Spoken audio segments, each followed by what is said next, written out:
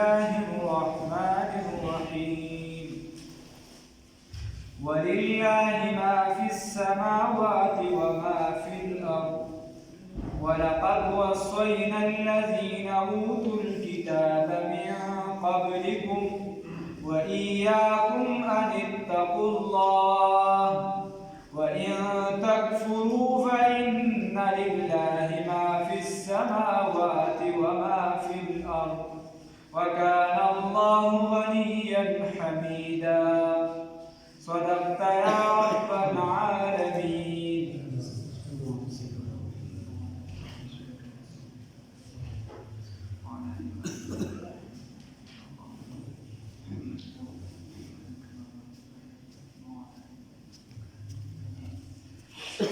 عزتمندو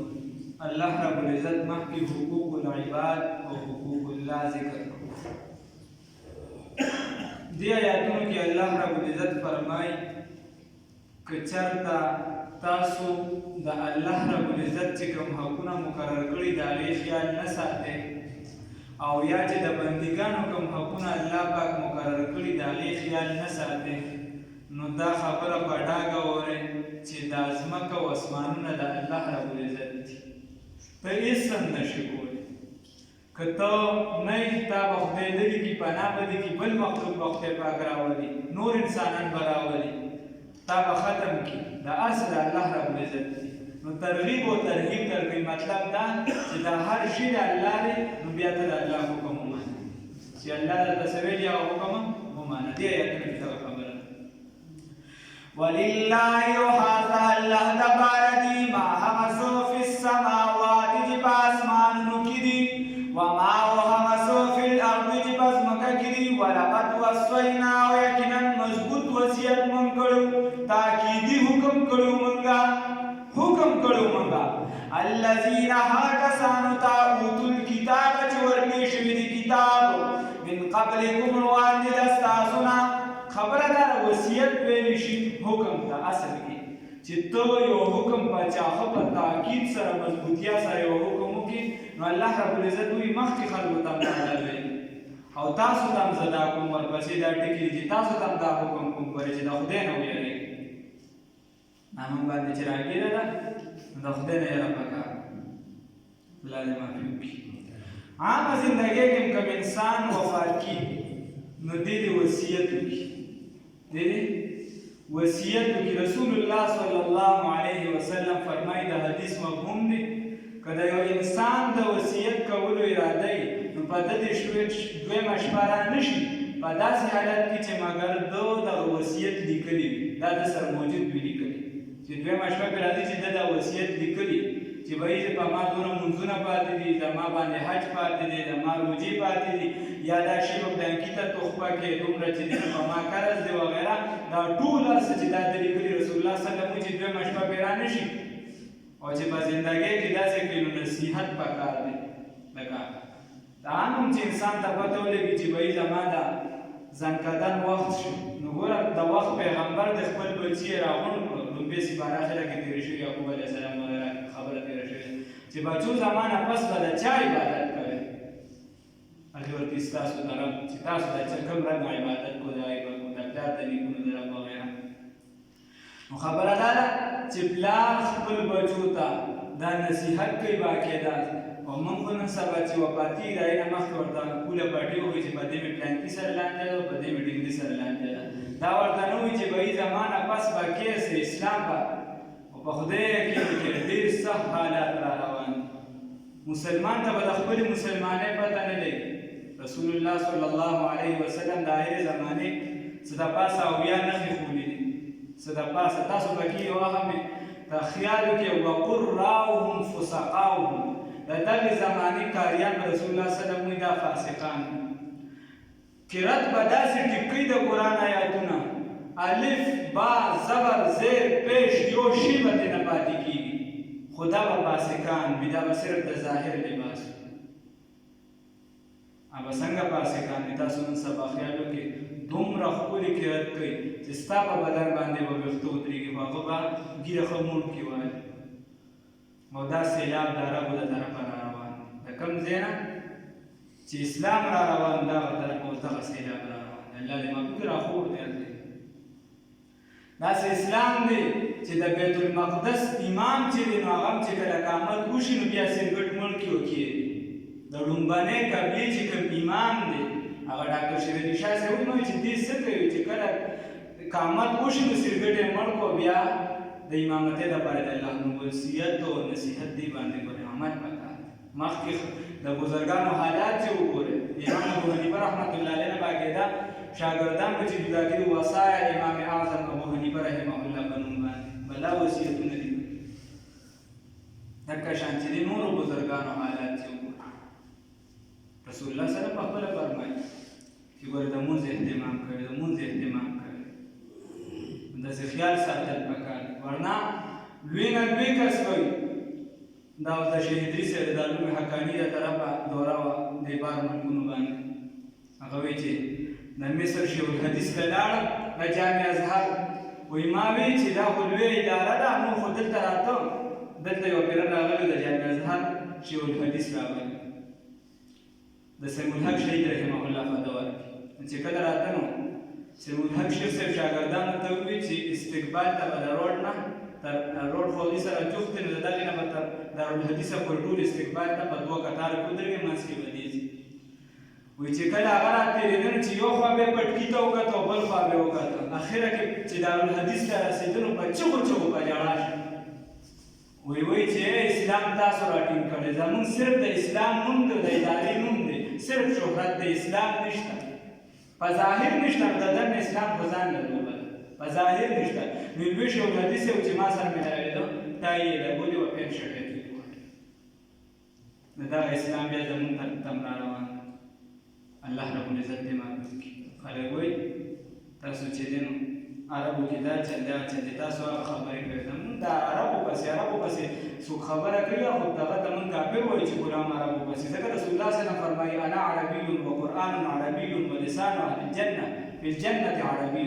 زه عربي یم د قرآن سره د عربو سره د دې وجې مینه محبت وساتئ چې زه عربي یم قرآن عربي دی او د عربو ژبه چې دی دا جنت والا زبان چې دی په جنت کې دا به عربي نه دا مونږ هغه پسې خبرې کوو دا کوم چې د ابوجهل اولاد پاتې شوی دی که مو چې حرم شریف خرڅۍ لګیا دی. د دین مسله چې ده دا ګورې رس ته رسه دین چې دی نو دا دا رسول دا د اسلام دور د مکې معظمې نه لاړ مدینې منورې ته بیا داسې د عربو په ممالکو چې عرب نه وو هغه ټیم خو دومره یې په هغې کې هغه شي اثر رسوخ وکړه چې هغه ملکونه عرب وو ورنه عرب نه وو هغه عرب نه وو. حجاز مقدس ته اوچت شو سعودیه خو وروسته نوم شو دا اوس لږ وخت یې وشو لاړ دغه اسلام چې دی نو اخره کې عراق ته ورسېدو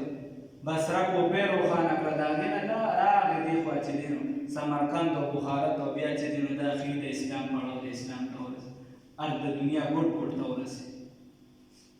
الله رب العزت دې راله توفیق راکړي. نو نصیحت دا بچو ته پکار د اسلام مطابق د خپلو د کور والو مطابق وایي دا د مور ده د دم خیال ساته دا زه د پلار یم دا د ورور دی دا مشر دی د داسې خیال ساته وغیره دا چا مراتب چې دی دا خو په قاعده د اسلام اصول دغه شان وصیت چې انسان وفات کېږي د هغې نه مخکې ورته لیکلو کې یو شی دی د هغې کې دونه فرق نشته خو عام زمونږ اهل زبان چې دی نو نصیحت د ژوند د هغې لپاره استعمالوي وصیت د مرګ لپاره نور پکې څه فرق نشته داسې نو چې انسان ته کله پته ولګي چې بهي زه زما عمر چې دی داسې واشي یا وغیره یا زما د بچي د دې دپاره کې زه څه نصیحت وغیره ورته ولیکم نو د بزرګانو کتابونه دې نه ډک دي چې هغې باقاعده لیکل کړي. یو زمونږ ستاسو نصیحت دی یا داسې په تاریخونو کې تېر شوي دي او پکې تېر شوي الله رب العزت ورته بخښنه وکړي. الله دې مونږ ته بخښنه وکړي. زما په قبر باندې به چې د الوا دیګ پوخ کړي وایي دا به وکړې دا به وکړې یو خو دا خبرې نه سم نصیحتونه پکار دي. ښه الله دې راله توفیق راکړي. خو چې په ژوند چېرته مونځ وکړو نو دا نصیحتونه به بیا کوو. ولقد وصینا یقینا وصیت کړي وو مونږه حکم کړي وو مونږه الذین هغه کسانو ته اوتو الکتاب چې ورکړی شوي کتاب من قبلکم مخکې ستاسو نه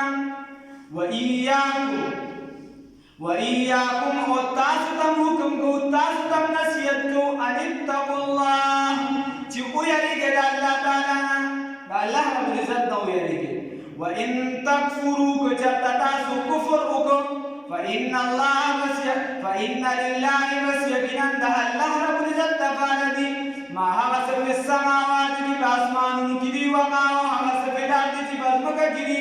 وکان الله یقینا الله رب العزت چې غنیا بحاجت دي حمیدا ستایل شوي دي که ته دا وایې چې زه د الله دا حکم نه منم نو زما کار به سم شي الله رب العزت وایي ستا د حمد و ثنا ماته ضرورت نشته ځکه زما حکم منې هم زما په خدایۍ کې کېدای سي واوالې نه راځي الله هغه ذات دی چې ستایلی شوي دي د هغه حمد کړی شوي دي او کېږي په ځمکه په اسمانونو کې داسې ذره نشته چې هغه د الله حمد و ثنا نه کوي نو الله وایي چې ماته ستا د هغې ضرورت نشته خو زما مخلوق یې زما غلام یې زما د حکم به منې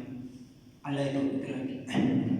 ولله وعد الله رب العزت دپاره دي ما هغه څه فی السماوات کې په اسمانونو کې دي وما هغه څه فی الارض چې په ځمکه کې دي وکفا بالله او کافي دی الله رب العزت وکیلا کارسازو یشاء که چېرته خوښه وي د الله تعالی که چېرته خوښه شي د الله رب العزت که د الله خوښه شي یذهبکم نو پناه به تاسو لرې به کړي تاسو ایها الناس ای ټولو خلکو الله ته څه ګرانه نه ده د 18 منټو زلزلې په جاپان کې راوستې وه هغې وي موږ دونه تاوان وشو چې په 10 کاله کې موږ دغه ځای ته رسو یا دا زمونږ دا چې یو جړک وخوري نو الله رب العزت وایي ما ته څه ګرانه نه ده تاسو به پناه کړئ نور خلک به راولئ الله دې راته عبادت توفیق راکړي ویأتي بآخرین او راتګ به وکړو په نورو خلکو پیدا به کړم نورو خلکو لره وكان الله يقينا دي الله رب العزت على ذلك قديرا قدرت لرونکي الله رب العزت په دې کارونو باندې قدرت لري عوام ته نور خلکو ته انسانانو ته بګرانه وصلی من کان هغه څوک چې یرید چې اراده لري ثواب الدنیا د بدلی د دنیا فعند الله فنزد الله تعالی ثواب الدنیا بدل د دنیا دا والآخرت و آخرت هم ګوره ته اراده صرف د دنیا د بدلې ساتي الله رب العزت تا ته وایي ګوره ما سره خو دواړه دي زمانه دواړه وغواړه که نه یو رانه ولې وغواړه ځکه تاسو ته چې نصیحت کوئ بچو ته چې بھائی دنیا په دې طریقه باندې وګټه مثال په طور چېرته لوبرو طرف ته لاړ نه شي ګډوډو طرف ته لاړ نه شي خو دین هم دا دین دی او که چېرته یو انسان صرف د دنیا خیال ساتي د دین نه ساتي نو بیا موږ ته بلا مثالونه پروت دي لکه دا پرونه دا یا دا بله پرونه دا چې کوم په کرونا وایرس کې مړ شوي په شیخ مدون کې بچي ته ورته ورډه چې راشه پلار دې په هسپتال کې مړ شوی دی هغه ورته وایي تاسو یې ښخ کړئ تاسو د څه دپاره تاسو یې ښخ کړئ تاسو د څه دپاره نو که بیماري شوه که هر څه شو نو دا خو ستا پلار دی چې ډېرې مالي بدې حال وي نو دین زده کول پکار دي من هغه څوک کانه چې یریدو چې هغه څوک چې اراده لري ثواب دنیا د بدلې د دنیا فعند الله فنزد الله تعالی ثواب الدنیا بدل دنیا د والآخرت و د آخرت هم وکان الله یقینا الله رب العزت دی سمیعا اوریدونکي بصیرا لیدونکي یا ایها الذین آمنوا ای د ایمان خاوندانو کونوا شئ قوامین کلک ولان بالقسط بعدل او انسان سره شهدا گواهی کوونکي لله د الله رب العزت دپاره ولو علی انفسکم اگر کوي دا ستاسو خلاف او الوالدین یا ستاسو د والدینو خلاف والاقربین او یا ستاسو د اقاربو خلاف الله رب العزت کوي چې مسلمانانو په گواهی باندې کلک اوسئ عدل او انصاف والا گواهی کوي د دین خوځې راخوځې ما اگر دا گواهی ستا خلاف وي لکه رسول الله صلی الله علیه وسلم دورو یو کس خلکو راوست او دي د غلا کړی ده رسول الله صلی الله علیه وسلم چې هغه ظاهرا کا دوکامت ته رسول الله صلی الله علیه وسلم ورته بغلا نه کړی وینه چې د کړی هغه ته ورته ما غلا کړی رسول الله صلی الله علیه وسلم ته اقرار یې خبره غلا رسول الله صلی الله علیه وسلم ورپسې ته پوښتنه وکړه د په دماغو کې خو فرق نشته ای ورته نه چې ټیک ټاک رسول الله صلی الله علیه وسلم یې بوزه او لاس ته کاټ نو یو داسي چې با دومره مضبوطی چې وایي چې بھائی دا غلطي ما کړې ده زمانه شوې ده ماله دې سزا راکړې شي نو اگر که ستاسو خلاف وي خو په عدل باندې ودرېږي د خپلې پیدې دپاره چې دی نو انصاف نه تباه کوي یوه اگر که ستاسو د پلارانو ستا پلار ته بل چا حق والي ته وایي چې زه به هم دغه حق ولرم نو تا نه پکار لکه دادا وي مونږ سره په تیرا کې بابا و هغه چا سره پخه ملګرتیا وه نو هغه نه هغه ټیم کې یو 100,000 روپۍ هغه ملګري نه کار ځغشته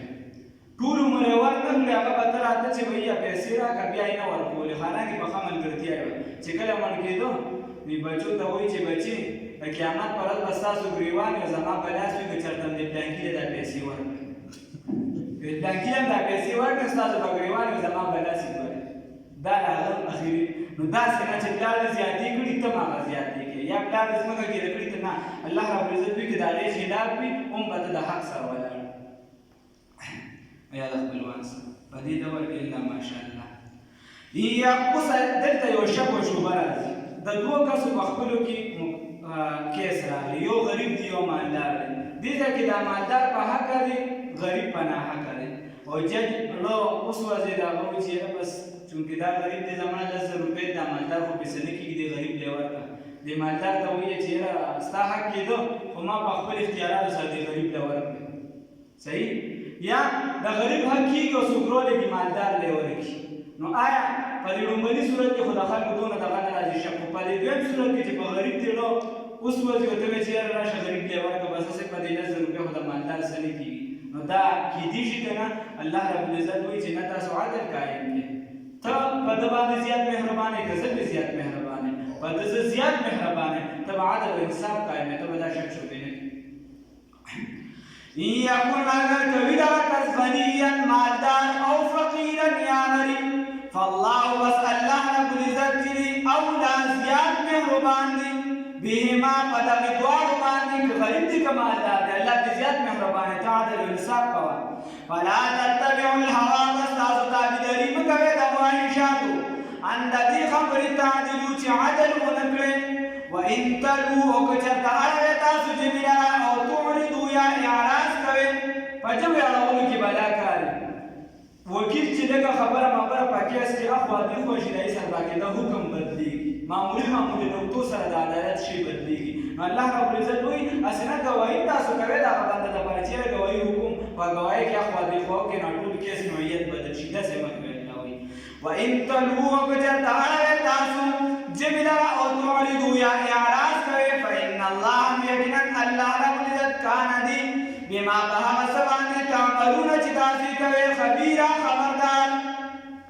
یا ایها الذین آمنوا ای د ایمان خاوندانو چې په ظاهر هم کلمه ویلې ده آمنو ایمان راوړئ په باطنه سره بالله په الله ربالعزت باندې ورسوله او په رسول الله ربالعزت باندې والکتاب او په هغه کتاب باندې والکتاب الذي او په هغه کتاب باندې نزل چې لږ لږ نازل کړی شوي دي علی رسوله په رسول الله ربالعزت باندې چې قرآن پاک دی والکتاب او په هغه والکتاب الذي او په هغه کتابونو باندې انزل چې نازل کړي شوي دي من قبل مخکې له دې قرآن پاک نه ومن یکفر هغه چا چې انکار وکړو بالله د الله پاک نه وملائکته او د فرشتو د الله تعالی نه وکتبه او د کتابونو د الله تعالی نه ورسله او د پیغمبرانو د الله تعالی نه والیوم الاخر او د ورځې د آخر نه فقد ضل یقینا دی ګمراه شو ضلالا بعیدا په ګمراهۍ لرې کې ګهره ګمراهیه عمیق یا په لرې ګمراهۍ اوس الله ربالعزت وایي چې دا به تدریج چې د کافران شوي دا داسې کمزوري کافران نه دي دا د خر زامن دي